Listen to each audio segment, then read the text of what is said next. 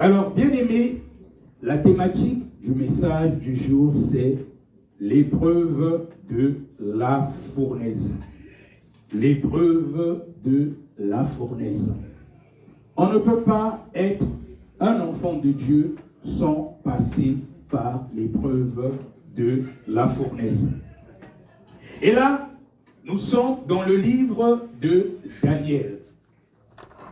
Daniel, quand on va dans l'hébreu ancien, en essayant de rentrer dans l'étymologie du mot, du prénom Daniel, cela signifie jugement divin. Jugement divin. Et c'est une combinaison de Dan, qui signifie juger. Et puis elle, c'est Dieu. Donc Daniel, c'est un jugement divin. Et chacun de nous, par rapport à la façon dont nous nous comportons au quotidien, il y a un jugement derrière. Ça peut être quelque chose de passif ou définitif. Quand nous lisons l'histoire de Daniel, c'était un jeune à l'époque. Je ne crois même pas qu'il n'avait même pas 30 ans, il était jeune encore. Mais quand nous lisons tout le livre de Daniel, Daniel, il avait pris la résolution de ne pas se souiller avec les mets du roi, les adorations du roi, et pourtant il travaillait avec le roi. Il avait pris cette résolution, peu importe ce que cela pouvait lui coûter. Et là, nous venons de dire qu'il est passé même par l'épreuve de la fournaise. C'est encore l'épreuve de feu. Et en tant que chrétien, dans notre vie au quotidien, nous passons par certaines épreuves et il y a aussi des épreuves de la fournaise, donc des épreuves de feu. Bien aimé, que tu le veuilles ou non, du moment que tu as pris la résolution de servir le Seigneur Jésus-Christ comme ton Seigneur, tu l'as accepté comme ton Seigneur et ton Sauveur, tu dois passer par une épreuve de la fournaise. Et cette épreuve, c'est pour te forger. Que tu le veuilles ou non, ça sera une partie de ton quotidien afin que le Seigneur puisse t'emmener encore à une autre dimension. Bien-aimé, le disciple n'est pas plus grand que son maître. Notre Seigneur, il a porté sa croix. Ça fait partie aussi de son épreuve de fournaise. Et l'épreuve de fournaise a deux dimensions.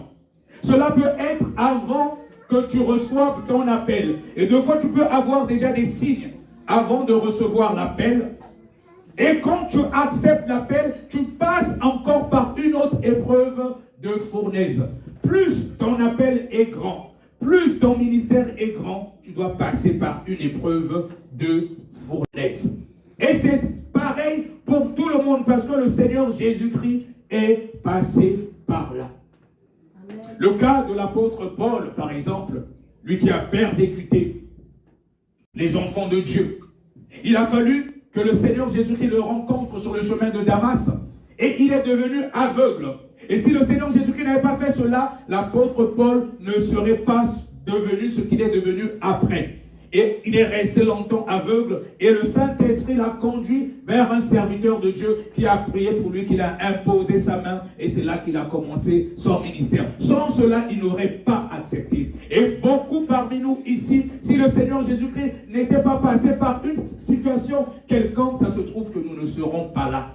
Nous passons toujours par des épreuves. Ça peut être avant l'appel et même pendant l'appel pour continuer à te forger. L'épreuve de la fournaise est une nécessité pour tous. Nous avons suivi encore le témoignage de la servante Céline qui a témoigné par rapport au moment où elle a eu le cancer. C'était une épreuve de la fournaise pour elle. Par rapport à son appel, le Seigneur est passé par là pour l'emmener encore à une autre dimension. Et donc quand ça t'arrive, tu peux avoir l'impression que Dieu est injuste. Tu peux te demander, mais Seigneur, pourquoi tu m'as abandonné? Et je me souviens encore, quand on est parti à Nemours, on était parti pour la délivrance, prier pour des gens, et il y avait des cas de sorcellerie. Et j'avais vu comment le Seigneur avait utilisé puissamment sa servante. Et quelques jours après, elle m'appelle en pleurs et dit, apôtre, apôtre, j'ai un cancer. Je dis, mais Seigneur, mais c'est quoi ça? À un moment, je dis, mais Seigneur, mais c'est pas possible. Comment on est parti prier pour les délivrances, et puis, mais pourquoi tu permets cela? j'ai commencé à prier, j'ai commencé à intercéder. Mais ça fait partie de la vie d'un enfant de Dieu. Mais il fallait qu'elle passe par là. Et c'est un moment où vous avez suivi son témoignage et le Seigneur l'a encore fortifié. Le Seigneur l'a encore forgé. Parce que tu sais, bien aimé, dans la vie de tout un chacun, si tu n'as pas un témoignage, parce qu'on passe par des épreuves de fournaise, pourquoi? Cela permet d'avoir un témoignage quand nous allons évangéliser, édifier les autres. Parce que l'évangile, c'est la bonne nouvelle. Et vous allez remarquer, même quand nous partons dans l'évangélisation, c'est bien beau de parler de la parole de Dieu, tout ça, le Seigneur a dit ceci, tu ne feras pas ceci, tu ne feras pas cela. Mais quand tu parles de ton propre témoignage, je ne vous cache pas que ça édifie encore plus. Parce que même une personne qui ne connaît pas Dieu, il essaie de voir ce que Dieu a fait dans ta vie. Amen. Amen. Nous passons chacun par l'épreuve de fournaise. Et je me souviens souvent, quand j'ai souvent évangélisé avec la servante Ruth Adassa, qui est déjà rentrée d'Abidjan, mais n'est pas là aujourd'hui, je crois qu'elle est fatiguée, elle se repose. Quand on va en évangélisation, quand je la vois, quand elle parle de son ancienne vie, ce n'est pas quelque chose de forcément glorieux, mais ça permet aux gens, quand elle dit que j'étais une escort girl, j'ai fait ceci, j'ai fait cela, une personne qui peut se reconnaître dans sa vie, il va se dire si le Seigneur a fait cela pour elle, il peut le faire aussi pour moi. Amen. Amen. Et donc, comme il est dit aussi dans la Bible qu'ils ont vécu à cause du sang de l'agneau, mais aussi à cause de la parole de leur témoignage. Donc, nous passons chacun par une épreuve de fournaise. Et quand tu passes cette étape, même quand c'est compliqué et tout, mais tu atteins par la suite une autre dimension. Et l'épreuve de fournaise, ça peut aussi être quand Dieu veut que tu puisses accepter aussi ton appel. Il va te dire, il te parle, mais tu es têtu. Je crois que vous avez suivi aussi le témoignage de la servante Irène qui est là, quand elle a parlé de son expérience de la mort, quand elle a rencontré le Seigneur Jésus-Christ, et qui lui a dit même par rapport au dépouillement, et qu'il a même dit que si tu restais dans cette condition-là, tu ne devais pas être sauvé. Et il a même montré encore bien qu'elle était dépouillée, mais le dépouillement doit être aussi au niveau du cœur. Et aujourd'hui, je crois et j'ai la conviction qu'elle est dépouillée complètement ainsi qu'au niveau du cœur. Amen. Amen. Parce que tu peux accepter le dépouillement, ça va être au niveau du corps, oui, mais il faut que ça soit aussi au niveau de ton âme, mais aussi au niveau de ton esprit. Amen. Donc nous passons tous par l'épreuve de la fournaise. Mais moi qui vous parle, vous avez suivi mon témoignage même durant le séminaire, et il y a beaucoup de choses que j'ai déjà dit ici. Si je n'étais pas passé par l'épreuve de la fournaise, je ne serais pas avec vous ici. D'ailleurs, je ne voulais même pas être patient, ça ne m'intéressait pas. Donc nous passons chacun par l'épreuve de la fournaise. Et même quand tu acceptes l'appel, ce n'est pas encore fini, ce n'est que le début. Ce n'est que le début. Et plus ton appel est grand, plus Dieu veut t'utiliser à une autre dimension, tu vas passer encore par des moments compliqués. À un certain moment, tu auras l'impression qu'il t'a abandonné. Comme même le Seigneur Jésus-Christ, qui était le Fils de Dieu, qui connaissait pourtant la raison de sa venue sur la terre, il dit, mon Dieu, pourquoi tu m'as abandonné? Et pourtant, Dieu ne l'avait pas abandonné. Mais à cause de cette nature adamique, à cause de ce corps qui est corruptible, au bout d'un moment, ce n'est pas facile. Mais tant que tu restes dans la présence de Dieu, il ne t'abandonne pas. Amen. Amen. Alors, donc, par rapport à ce que nous venons de lire, l'épreuve de la fournaise avec l'histoire de Daniel et ses compagnons, nous pouvons retenir 5 leçons. 5 leçons par rapport à cette épreuve de la fournaise. Et la première, c'est la persécution. La persécution, quand nous allons dans le livre justement de Daniel, que vient de lire la servante de Dieu, on voit à partir du verset 16, il est dit que Shadrach, Meshach et Abednego répliquèrent au roi Nebuchadnezzar, nous n'avons pas besoin de te répondre là-dessus. Voici notre Dieu que nous servons peut nous délivrer de la fournaise ardente, et il nous délivrera de ta main, ô roi. Sinon, sache, ô roi, que nous ne servirons pas tes dieux, et que nous n'adorerons pas la statue d'or que tu as élevée. Parce qu'à un moment, ils ont été persécutés. On leur imposait à adorer les faux dieux du roi. Et même l'entourage du roi était jaloux d'eux. Donc la persécution a commencé. Et donc quand nous recevons le Seigneur Jésus-Christ comme notre Seigneur et Sauveur, nous passons tous par là, par des moments de persécution. Et quand tu prends la résolution, surtout pour nous qui avons accepté cet évangile de sanctification, et de fois la persécution peut commencer dans ta propre famille. Et tu peux même voir tes frères et sœurs qui peuvent te rejeter. Il peut aussi arriver que peut-être ton épouse te rejette. Il peut arriver que ton mari te rejette. Il peut arriver que ta famille te rejette. Mais tiens bon. Tiens bon, quand c'est comme ça, tu continues à intercéder pour eux. Ça fait partie de la vie d'un véritable chrétien. Le Seigneur Jésus-Christ, il a été haï, il a été détesté. Si tu es un chrétien, tout le monde te dit que tout ce que tu fais, tu es bon, c'est bon. Il faut te dire que tu n'es pas un véritable enfant de Dieu. Tout le monde ne disait pas à Jésus, Amen. Tout le monde n'aimait pas Jésus. Quand tu vois que quand tu ne servais pas Dieu, tout le monde était bien avec toi, que ce soit les collègues du boulot, que ce soit au niveau de ta famille. Mais quand tu as commencé à vouloir ressembler à Christ Jésus, et si tu commences à sentir maintenant la persécution, il faut te dire que tu es dans le vrai.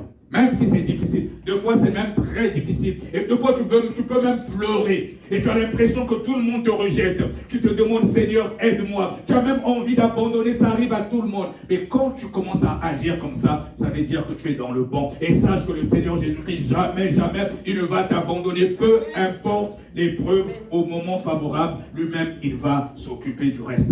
Amen. Amen. Et donc, dans l'épreuve de la fournaise, ce que nous retenons avant tout, comme le sang, il y a la persécution. Oui, bien-aimé, tu seras persécuté. Ma soeur Rachel, est-ce que tu peux lire dans le livre de 2 Timothée 3, les versets 12 à 13, s'il te plaît. 2 Timothée 3, les versets 12 à 13.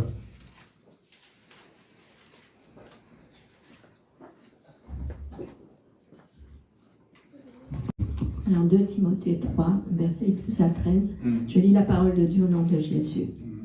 Or, tous ceux qui veulent vivre pieusement en Jésus-Christ seront persécutés. Mais les hommes méchants et imposteurs avanceront toujours plus dans le mal, égarant les autres et égarés eux-mêmes. Amen. Amen. Gloire à Jésus. Oui, tous ceux qui voudront vivre pieusement en Jésus-Christ seront persécutés. Tant que tu es pourtant dans le péché, qui va te persécuter? Est-ce que le diable va t'embêter? Et tu vas voir même certains...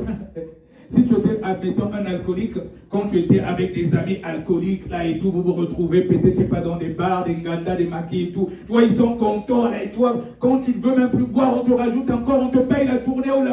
Donc, il y a même des gens qui sont égoïstes, qui ne veulent pas te donner l'argent. Mais pour acheter l'alcool, ah là, il est content, il trouve de l'argent. Donc, il y a des gens comme ça, ce sont les démons, c'est le diable qui fait cela. Et quand tu vas voir maintenant que tu vas t'écarter de ces amis-là, la persécution va commencer. Parce qu'ils vont commencer à voir que tu n'es plus comme eux. Tu vois, là, on te trouve maintenant bizarre. Que ce soit au niveau du boulot, on te trouve bizarre. Je me souviens encore, il y a quelques jours, au boulot, il y a des collègues qui ont fait...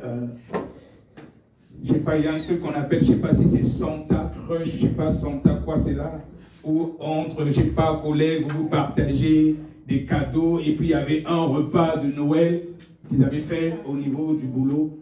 Moi, en plus, ça coïncidait avec la période où nous étions en jeûne au niveau de la mission. Et le jour qu'ils ont fait leur repas et tout, j'étais là. Il y avait des gens de la direction et tout. Moi, j'ai dit, bon, je suis venu et j'ai dit, bon, c'est vrai que la présidente du groupe, elle connaît déjà mon identité, elle sait que je suis pasteur. Il y a certains collègues qui ne savaient pas, je leur ai expliqué. Je dis que moi, je ne participe pas à ces choses-là. Déjà, je ne fête pas Noël parce que vous avez tout fait, le sapin, tout le reste. J'ai dit, je ne peux pas aussi manger avec vous. Bon, j'ai parlé de mon identité, non seulement que j'étais en jeûne, mais je ne sais pas parce que c'est un truc qui est fait au niveau du boulot. J'ai en profité en même temps à les exhorter, à leur prêcher la parole de Dieu. Et là, comme vous voyez, c'est vrai qu'on suit certaines choses du monde, des coutumes du monde. Et comme vous voyez, même, je ne sais pas, le Santa Crush, ou je ne sais pas, Santa, je ne savais même pas c'est quoi ça existait. Et j'ai commencé à chercher dans le dictionnaire. En fait, Santa, c'est l'anagramme de Satan. Donc les gens, ils célèbrent le diable sans même se rendre compte.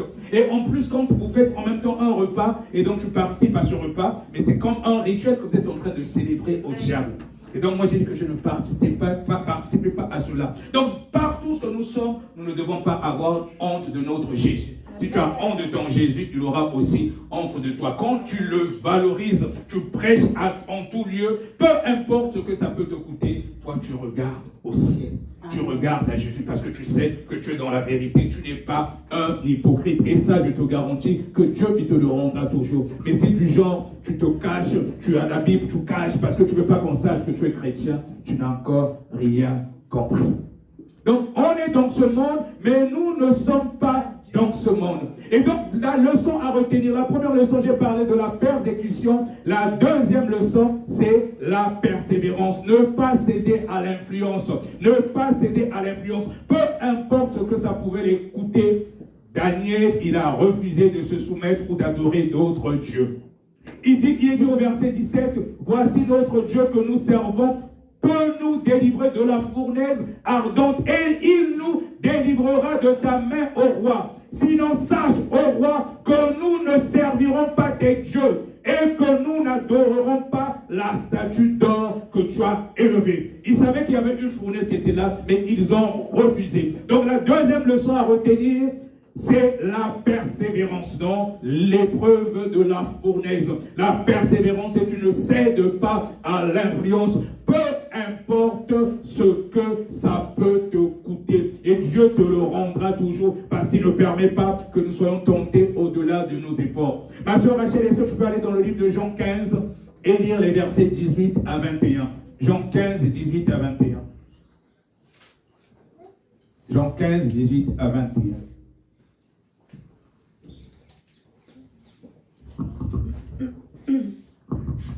Le livre de Jean 15 au verset 18 à 21, je lis la parole de Dieu avec révérence.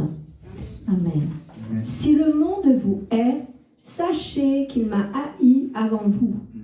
Si vous étiez du monde, le monde aimerait ce qui est à lui. Mais parce que vous n'êtes pas du monde et que je vous ai choisi du milieu du monde, à cause de cela, le monde vous hait. Souvenez-vous de la parole que je vous ai dite. Le serviteur n'est pas plus grand que son maître. S'ils m'ont persécuté, ils vous persécuteront aussi.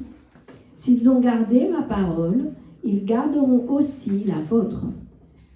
Mais ils vous feront toutes ces choses à cause de mon nom, parce qu'ils ne connaissent pas celui qui m'a envoyé. Amen. Amen.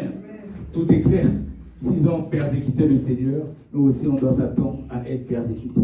Et donc, bien aimé, quand tu passes par l'épreuve de la fournaise, il ne faut pas baisser les bras. Il faut persévérer. Et plus tu persévères, tu restes fidèle, tu ne murmures pas. Deux fois, c'est difficile, c'est même très, très difficile. Deux fois, tu veux même abandonner. Il y a la moquerie, il y a la solitude. Oui, le troisième point, justement, c'est la solitude. Au bout d'un certain moment, tu as l'impression que tu te retrouves maintenant seul.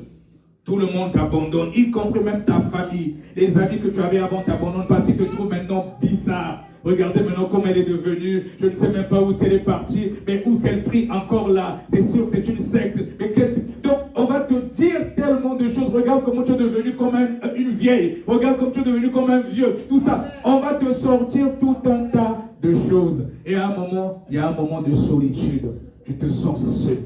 Même le Seigneur Jésus-Christ, un moment à la croix, il s'est senti pratiquement seul. Oui, ça fait partie de notre parcours. Quand il dit, mon Dieu, pourquoi m'as-tu abandonné? Et pourtant, il n'était pas seul. Et donc, la solitude, au bout d'un certain moment, ça fait partie des leçons à retenir quand tu passes justement cette épreuve de fournaise. Oui, tu as l'impression que tu es seul, mais tu n'es pas seul. Et donc, à un certain moment, il y a même des moqueries. Voilà, donc tu te retrouves pratiquement seul. Il y a même des membres de ta famille qui peuvent te lâcher.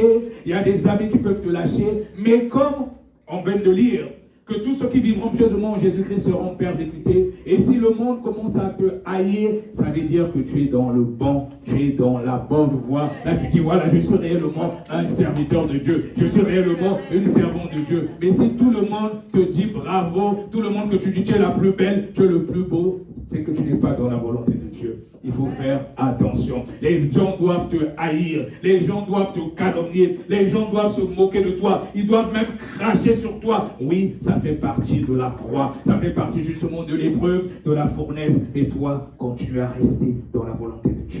Continue à rester dans la volonté de Dieu. Et comme les gens se moquent de toi, tu dis comme le Seigneur Jésus-Christ, pardonne-leur, ils ne savent pas ce qu'ils font. Toi, tu continues à prier. Tu continues à prier. Tu continues à intercéder pour eux. Et le Seigneur, au moment opportun, lui-même, il te rendra justice.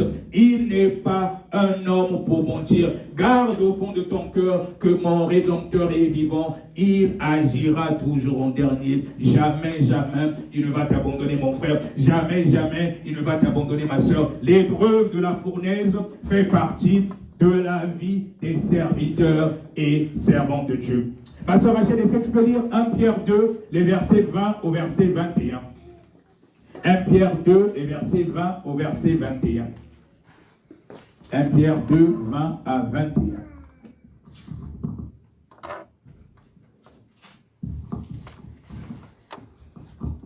Amen. Je lis la parole de Dieu au nom de Jésus.